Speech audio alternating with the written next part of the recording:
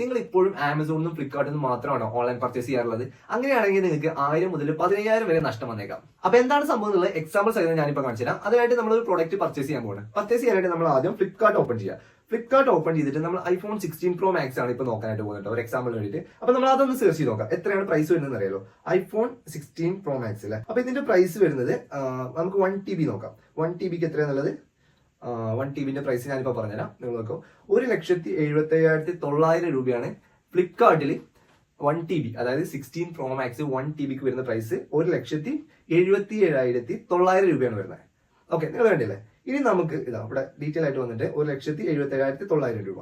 Okay, അപ്പൊ നമുക്ക് ഇനി ജിയോ മാർട്ടിൽ നിന്ന് സെർച്ച് ചെയ്ത് നോക്കാം. ജിയോ മാർട്ട് ഓപ്പൺ ചെയ്യാം. ജിയോ മാർട്ട് ഓപ്പൺ ചെയ്തതിനു ശേഷം ഇതേ പ്രോഡക്റ്റ്, സെയിം പ്രോഡക്റ്റ് നമുക്കൊന്ന് സെർച്ച് ചെയ്ത് നോക്കാം. എത്രയാണെന്ന് അറിയണമല്ലോ. ഓക്കെ, iPhone 16 Pro Max ഉണ്ടല്ലോ. ഓക്കെ, അപ്പൊ പ്രൈസ് വന്നിട്ടുണ്ട്. ഇപ്പൊ നിങ്ങൾ കണ്ടില്ലേ, 1,66,990 രൂപയാണ് ജിയോ മാർട്ടിൽ 16 Pro Maxന്റെ പ്രൈസ് വരുന്നത്. ഏകദേശം 11,000 രൂപയോളാണ് ഇതിൽ ഡിഫറൻസ് വന്നിരിക്കുന്നത്. അപ്പൊ നിങ്ങൾ ഈ കാര്യം ശ്രദ്ധിക്കുക. നിങ്ങൾ ഒരു സാധനം പർച്ചേസ് ചെയ്യാൻ സമയത്ത് ആമസോണും ഫ്ലിപ്കാർട്ടും വലിയ എസ്റ്റാബ്ലിഷ്ഡ് ആയിട്ട് കമ്പനിയാണ്. അപ്പൊ അതുകൊണ്ട് അവിടെ കയറി കഴിഞ്ഞാൽ ഭയങ്കര ഓഫർ കിട്ടും, അല്ലെങ്കിൽ ട്രസ്റ്റഡ് ആണെന്നൊക്കെ വിചാരിച്ച് നിങ്ങൾ അവിടെ കയറി ചെയ്യുകയാണെന്നുണ്ടെങ്കിൽ ഇതുപോലുള്ള ഒരുപാട് അബദ്ധങ്ങൾ നിങ്ങൾ പറ്റാൻ ചാൻസ് ഉണ്ട്.